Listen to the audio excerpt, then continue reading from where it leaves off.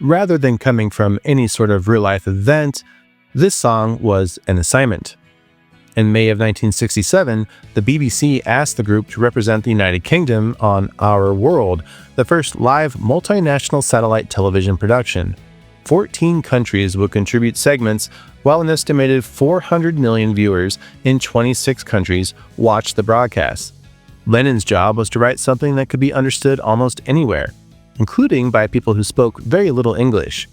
So he answered with a message built around one of the simplest words available: love. Nothing you can do that can't be done. The first recording session for All You Need Is Love was held at Olympic Sound Studios on June 14th, and it was much stranger than the finished song would have you believe.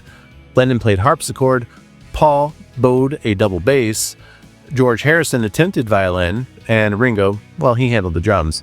But the first three were working with instruments they barely knew, and Harrison was reportedly playing violin for the first time ever. Somehow, this awkward little orchestra became the foundation of a whole worldwide anthem. The band recorded 33 takes and then selected take 10, then moved the tape to EMI Studios, now Abbey Road, where George Martin added piano, and the group gradually built the vocals, guitars, and orchestral arrangement around it. And then on June 25th, Studio One at Abbey Road was turned into a strange mixture of a television set, a recording session, and a psychedelic party.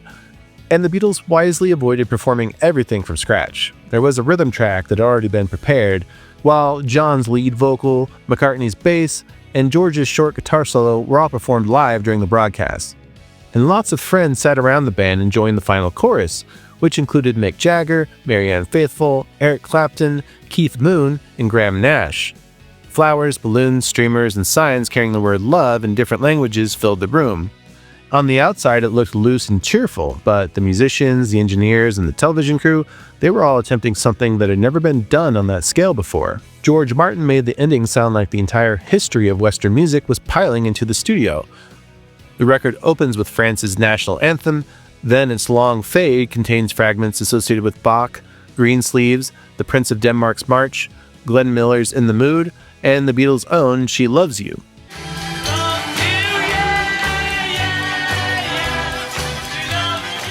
The musical joke produced an expensive mistake. Martin believed the pieces he had selected were free to use, but although the basic tune of In the Mood was old, the familiar Glenn Miller arrangement was still copyright protected. Its publisher complained, and EMI eventually had to settle the copyright claim. The Grand International Collage had accidentally included a few seconds that were not theirs to give away. The performance seen around the world was not quite the finished record either.